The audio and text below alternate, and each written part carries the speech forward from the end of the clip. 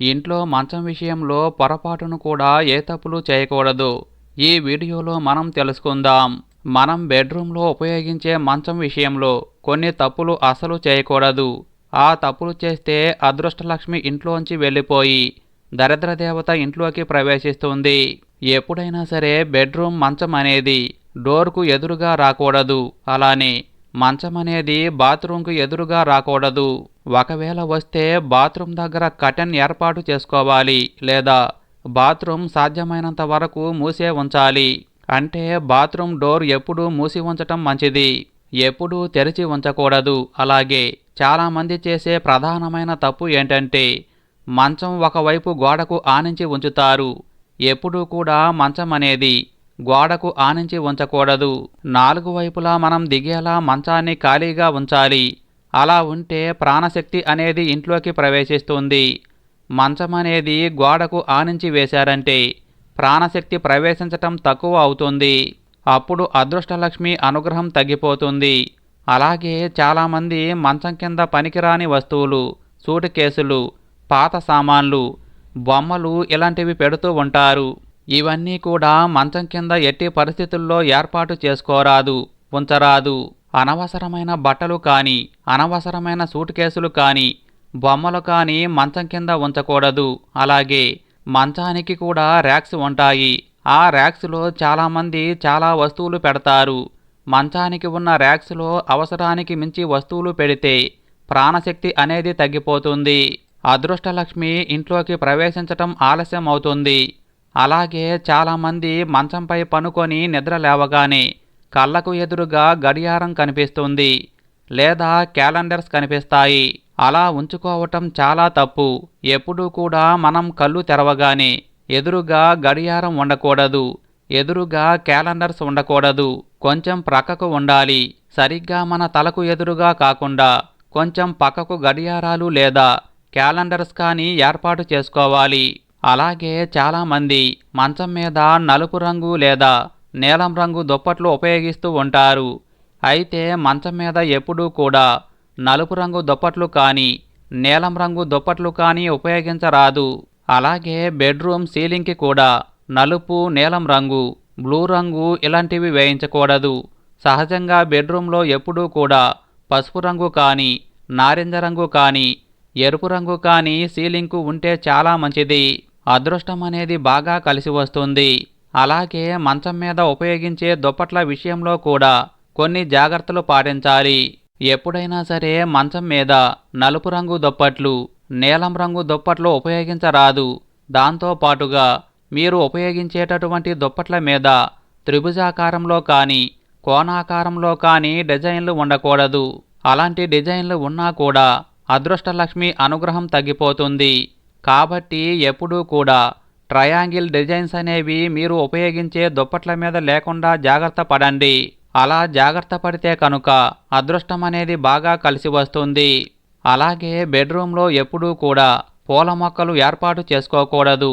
బెడ్రూమ్లో పూల మొక్కలు పెంచితే ఇబ్బందికర పరిస్థితులు వస్తాయి. బెడ్రూమ్లో ఎప్పుడూ కూడా నీళ్లకు సంబంధించి పెయింటింగ్స్ ఉండకూడదు. ఫౌంటైన్స్ మరియు నీళ్లు కొండ నుండి జారుతున్నట్లు ఇలా నీళ్లకు సంబంధించిన పెయింటింగ్స్ బెడ్రూమ్లో ఉండకూడదు. హాల్లో ఎక్కడైనా ఉండవచ్చు, అందులో దోషం లేదు.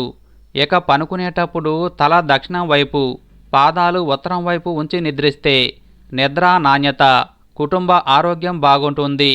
అలా కాకుండా మీరు నిద్రించేటప్పుడు కాళ్ళు దక్షిణం వైపు కానీ, లేదా పడమర వైపు కానీ పెడితే పీడకలలు వచ్చి ఇబ్బంది పెడతాయి.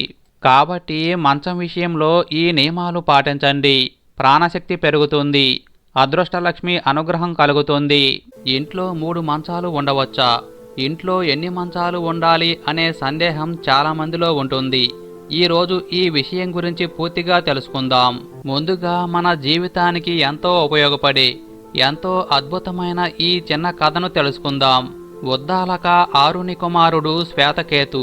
అతనికి 12 ఏళ్లు రాగానే తండ్రి ఆనతి చొప్పున బ్రహ్మ విద్య నేర్చుకోవటానికి గురువును ఆశ్రయించాడు. అలా అన్ని విద్యలు నేర్చుకొని 12 ఏళ్ల తరువాత తిరిగి వచ్చాడు. అలా తిరిగి వచ్చిన కుమారునిలో గర్వం ఉందని గ్రహించాడు తండ్రి. తండ్రి కుమారుణ్ణి ఇలా ప్రశ్నించాడు, నాయనా, బుద్ధికి అతీతమైన తత్వం. బుద్ధి ఎలా తెలుసుకుంటుందో గురువుగారిని అడిగి తెలుసుకున్నావా అని అడిగాడు. దానికి శ్వేతకేతు తన గురువు ఎన్నడూ ఆ సంగతి గురించి చెప్పలేదని చెప్పాడు. మీరే ఆ జ్ఞానాన్ని నాకు చెప్పండి అని తండ్రిని ప్రార్థించాడు. ఉద్దాలక ఆరుని కుమారుడి ప్రార్థన మన్నించి ఏకైకమైన బ్రహ్మతత్వాన్ని తెలియజేశాడు. నాయనా, అన్నింటికంటే మొదటిది రెండవది కానిది ఏకైకమైంది అయిన తత్వమే రకరకాల రూపాలు ధరిస్తుంది. ఒక్కదానిలో నుండే ఘన, వాయు, ద్రవ పదార్థాలు భిన్న రూపాలు దాల్చాయి. వాటి నుండి పలు జీవరాశులు ఉత్పన్నమయ్యాయని చెప్పాడు. అది విన్న శ్వేతకేతు తండ్రిని అనేక ప్రశ్నలు వేశాడు. శ్వేతకేతు తండ్రిని ఇలా అడిగాడు. మనిషి నిద్రపోయేటప్పుడు ఎక్కడికి పోతాడు అని అడిగాడు. దానికి తండ్రి ఇలా చెప్తాడు. ఆత్మతో తదాత్మ్యం చెందుతాడు. గాఢ నిద్రలోనూ ఉంటుంది. మృతి చెందినప్పుడు అజ్ఞానం ఆవరిస్తుంది. మరణ సమయంలో మాటలు మనస్సులో, మనస్సు ప్రాణంలో లీనమవుతాయి. ప్రాణం తేజస్సులో కలిసి విశ్వవ్యాప్తి అవుతుంది. సింహమైనా సరే నామరూపాలు పోగొట్టుకొని పరమశక్తిలో కలిసిపోక తప్పదు. గాఢ నిద్రలోనూ మరణించినప్పుడు గతంగాని వర్తమానం కాని తెలియని స్థితిలో ఉంటాడు. అజ్ఞానం ఆవరిస్తుంది. నిద్ర సమయంలో తాత్కాలికంగా ఆత్మలో లీనమవటం జరుగుతుంది. పరమశక్తి సర్వత్రా వ్యాపించి ఉంటుంది. ఈ తత్వంలోనే సర్వం లీనమవుతుంది. ఇలా లీనం గావించుకునే తత్వమే బ్రహ్మం. అదే ఆత్మ. అది సర్వత్రా వ్యాపించి ఉంటుంది. అద్వితీయమైన ఆత్మ సర్వవ్యాప్తి. ఆ ఆత్మ ఎక్కడో లేదు, నువ్వే అని తెలుసుకో. అన్ని దిక్కుల నుండి వచ్చే నీరు చివరకు సముద్రంలో కలవాల్సిందే. ఆ జలాలు ప్రపంచంలోని అన్ని ప్రదేశాల్లోని జలాలతో విడదీయరాని విధంగా కలిసిపోతాయి. భిన్న రూపంలో కనిపించే జీవులు పరమాత్మలో అంతర్లీనమవుతాయి. ఇది చెప్తున్నంతసేపు కుమారుడి ఆసక్తిని గమనించిన ఆ తండ్రి ఒక మర్రి పండును తే అని కుమారుడి చేత మర్రి పండును తెప్పించాడు. దాన్ని పగలగొట్టి చూడమన్నాడు. ఆ పండు లోపల చిన్న చిన్న గింజలు ఉన్నాయి. నాయనా, ఆ గింజను కూడా పగలగొట్టి చూడు ఏముందో అని చెప్పాడు. శ్వేతకేతువుకి ఆ గింజల్లో భాగాలు ఏమీ కనిపించలేదు. ఇక తండ్రి కుమారునితో ఇలా అన్నాడు. తెలిసిందా నాయనా, పెద్ద పెద్ద కొమ్మలతో, లెక్కలేనన్ని ఆకులతో పెద్ద మానుగా ఉన్న ఆ మర్రికి మూలమైన విత్తు మిక్కిలి చిన్నది. మన కళ్ళకు కనిపించని శక్తి అంతా ఆ గింజలో వ్యాపించి ఉంది. అదే ఆత్మ, అదే నీవు. ఇక కుమారుణ్ణి కొంచెం ఉప్పు తెమ్మన్నాడు. దాన్ని మట్టి పిడతలో జలంలో బాగా కలపమన్నాడు. కుమారుడు తండ్రి చెప్పిన విధంగా చేశాడు. ఇక తెల్లవారాక, కుమారా, నిన్న నువ్వు తీసుకున్న ఉప్పు తెచ్చి ఇవ్వు అని అడిగాడు. దానికి కుమారుడు అది సాధ్యం కాదు అని చెప్పాడు. కుమారా, ఇప్పుడు ఆ నీటిని తాగి చూడు అన్నాడు.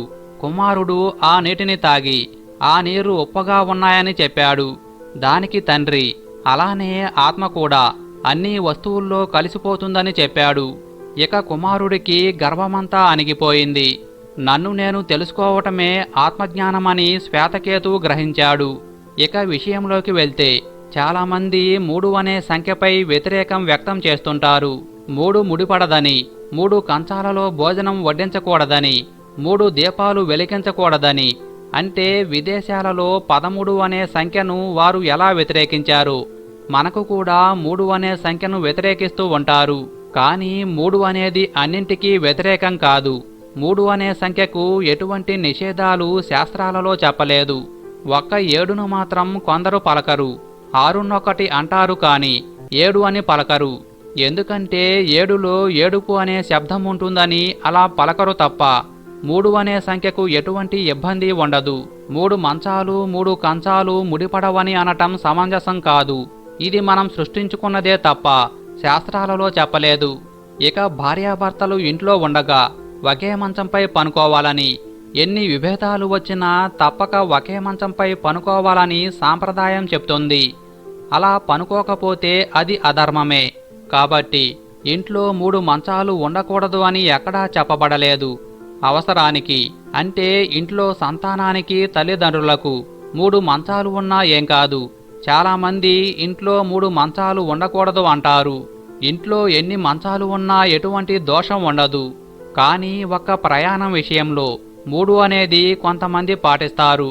ఒక్క ఆ విషయంలో తప్ప మరే విషయాల్లో పాటించాల్సిన అవసరం లేదు.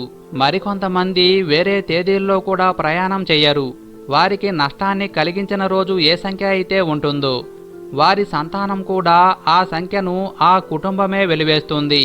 ఇది ఎవరికి వారి వ్యక్తిగత విషయమే తప్ప ఇంట్లో 3 మంచాలు ఉండటం వల్ల ఎటువంటి దోషం ఉండదు.